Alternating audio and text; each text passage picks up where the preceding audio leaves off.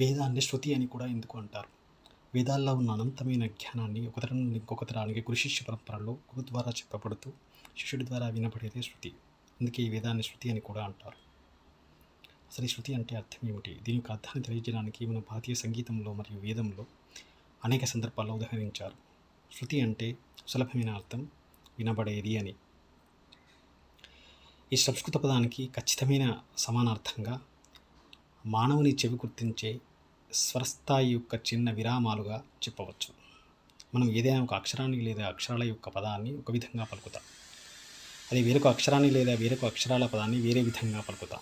వీటి మధ్య గల స్పష్టమైన తేడాను లేదా వ్యత్యాసాన్ని గుర్తించేదే శృతి. అయితే ఈ శృతిని ఒక పద్ధతిలో మధురంగా పలకడానికి వీటిని తరగతిగా విభజించారు. మొదట సా తరగతి అంటే షడ్జమాలుగా అంటే సరిగమ పదినిలో సాగా,